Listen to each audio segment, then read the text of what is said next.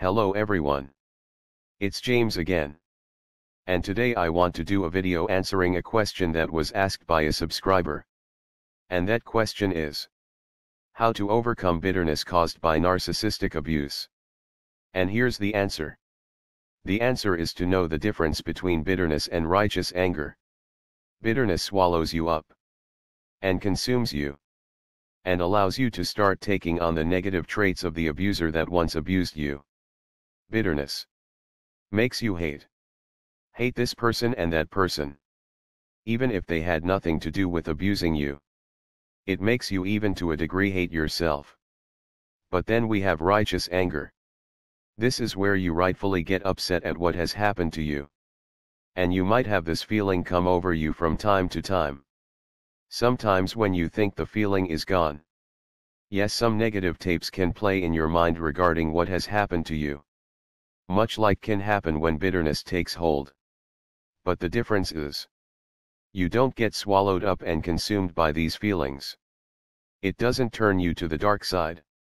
And you are willing to look at your faulty traits and fix them to the best of your ability.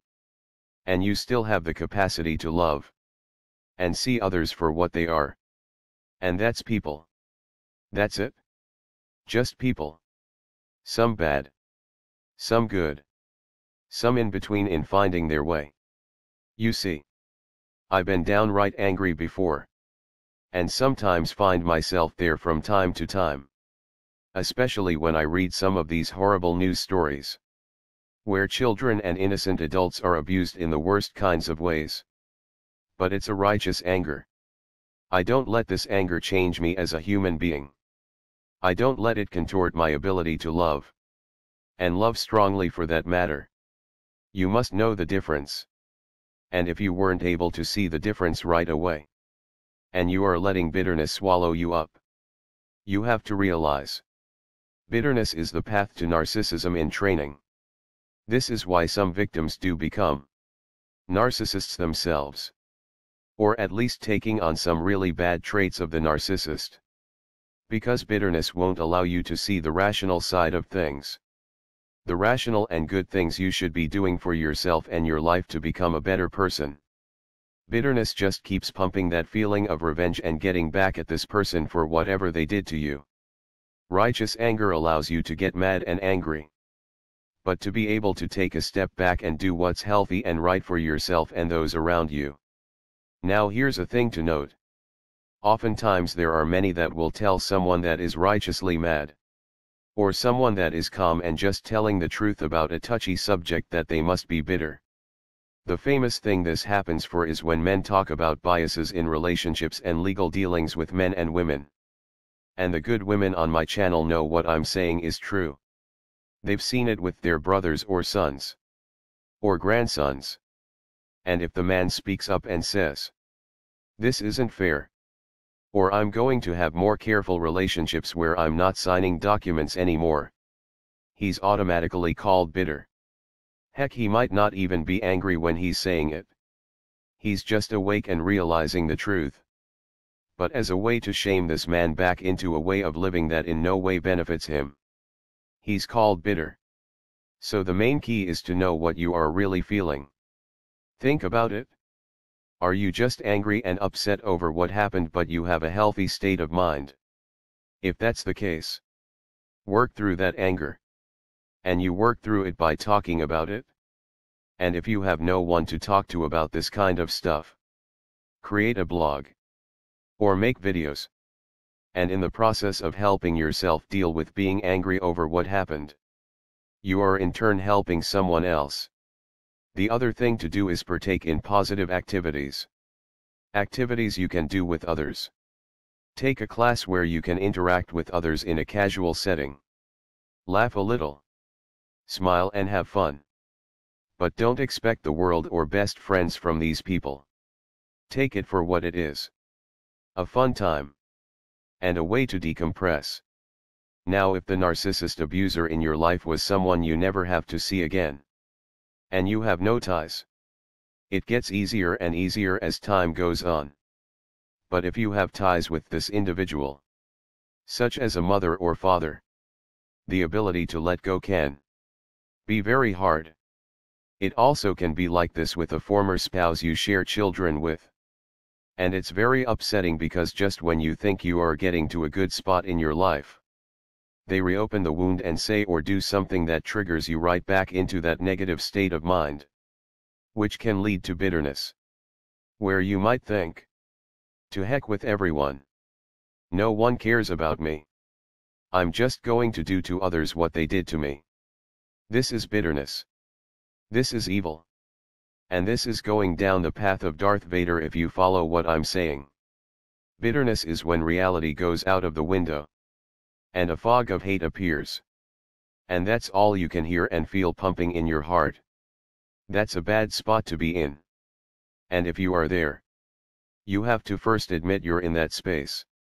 This is important, because those that take on this delusional hate convince themselves, just like the narcissist likes to do, that everyone is the bad guy or bad girl. Either you agree with everything they say or do, or it's the hell with you. That's how they think.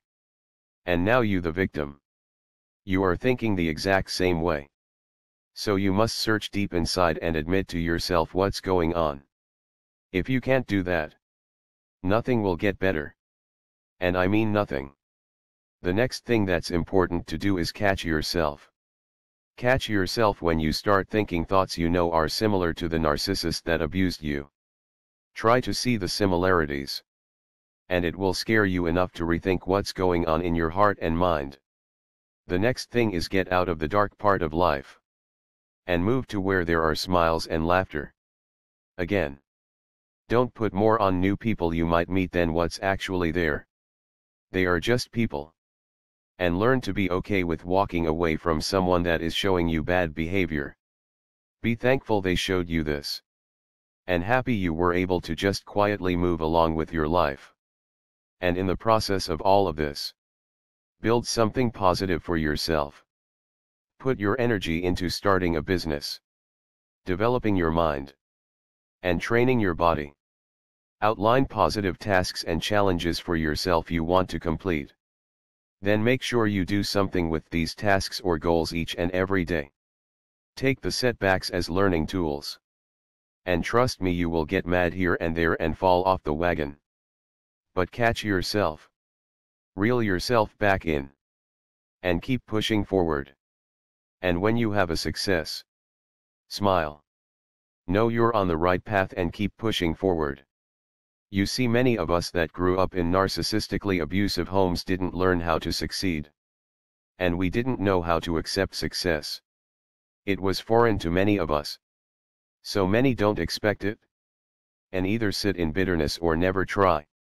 Or when a small amount of success comes by, they bask so long in the sun their opportunity fades. Or they just flat out self-sabotage. But trust me, when you find that happy medium of success, failure, learning from those failures and moving forward, you will have no time for bitterness. And when you have a lot of successes and failures you've learned from under your belt, you will think to yourself, how the bitterness of the past was only holding you back from greatness. And that the success you now have both personally and otherwise could never happen when you are just a ball of evil and hatred. Look, it's okay to get angry. You see me throw up my hands all the time when I read news stories.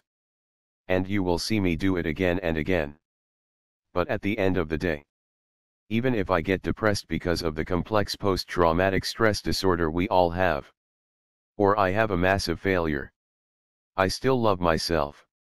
And let me tell you what, that and the love I have for my God that created me, is what keeps me moving. It allows me to get up off the floor one more time, and fight on. Fight on the side of what's right in this crazy world we are all living in. And if I was bitter, I would be full of self-hatred and hatred for others. And that's just not me. And I will be honest with you. I pity my mother more than anything. I really do. She destroyed my golden child brother's life, and attempted to destroy mine. But I just can't allow myself to sink so deep in hate for her where I lose who I am. Am I angry over what she did? You betcha. Do the tapes play? For sure. They most certainly do when I don't want to hear them the most. But I just can't let myself sink to her level and become the Sith Dark Lord that hates and hates and hates. Because that produces nothing except one's own destruction, which is what the narcissist in your life wanted for you to begin with. And by giving in to hate or bitterness, you are fulfilling the script they have written for you. And once you realize this fact, you will shake your head and say, "No way. This is not happening. I'm not going down this path." However, your road to recovery will be forever. Forever working at things. Forever bettering yourself. And forever understanding the righteous anger you may feel from time to time. Wisdom and understanding are the keys here. You must be able to think deep about yourself, your life, and the abuse you suffered. And in this thought process you will find nuggets and gems that will serve you well. Because like I always say, knowledge and wisdom is power. The more we know, the more we can lead happy and healthy lives. Now I want to say, thank you for the question.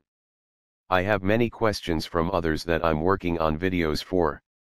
It's not always easy to produce the amount of work that I would like in the way of videos. But no. I do write many of the questions down, and even if it's a bit of a time later, I try to get to them. And I know there are many other YouTubers in the same boat. There are some that debate whether or not YouTube should be considered a job. And you know, job is a strong word.